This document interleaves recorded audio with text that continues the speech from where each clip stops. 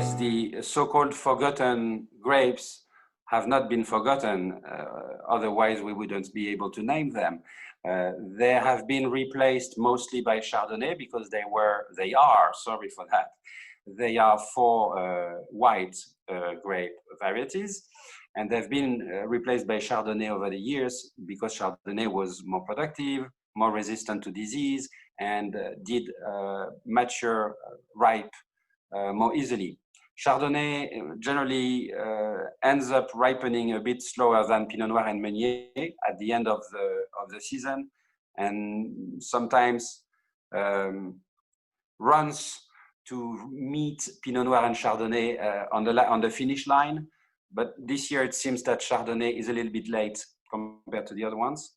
And in the past, we may have abandoned, well, not totally, but mostly the older grapes because they were not ripening fast enough or not ripening enough. The other four grape varieties allowed in Champagne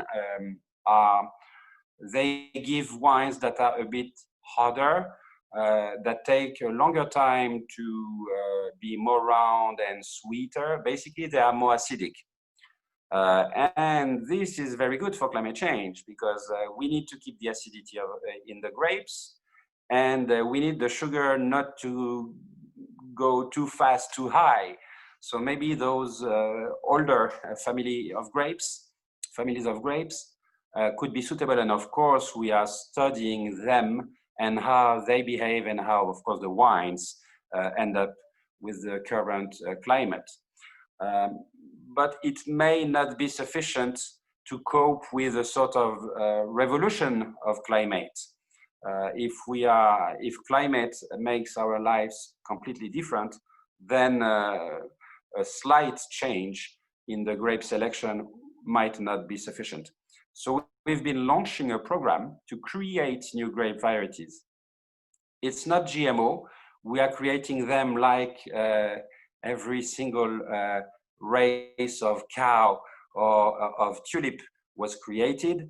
It's a classic hybridation. We have technicians using little pencils to pollinize the flowers by hand. And on the one hand, you have super resistant grapes that were developed nationally by the National Institute for Agronomical Research. One is we did work with the one based in Colmar, which is in Alsace, because they are working for both Alsace, Alsace, Bourgogne, and Champagne. Those three cooler climates in terms of French wine terroirs.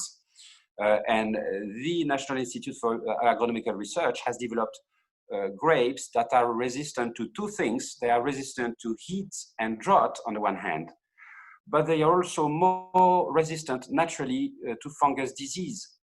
And this is the double benefit we are looking for. One, coping with the climate change, and two, continuing to decrease the use of pesticides. And so those varieties, they have those resistance to heat, drought, and fungus disease. And we are we're making hybrids between those grapes and Chardonnay, Pinot Noir, and Meunier, because the descendants of these couples will bear both the aroma profile of Chardonnay, Pinot Noir, Meunier, and on the other hand, the resistance to the hotter, drier climate and to the fungus disease.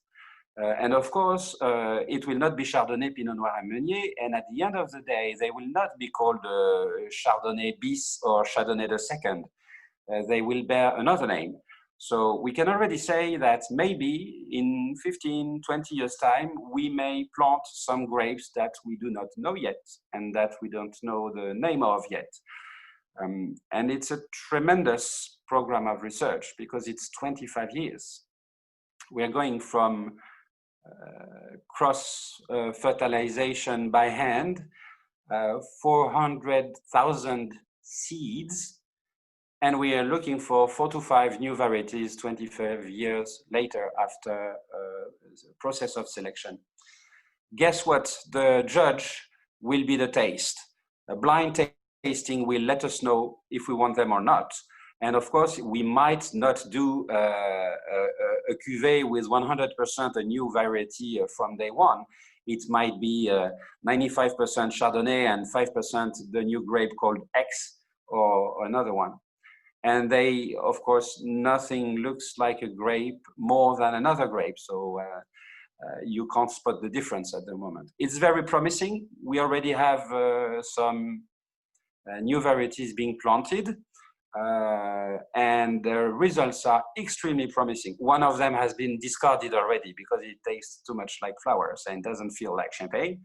But another one looks okay as a blend, 5, 10, 15% of this grape mixed with the existing grapes are giving a result which every taster says about, oh, this is champagne. So this is giving hope, but the results are in a long, long time. We're working for 25 years is a human generation, so we are literally working for the next generation.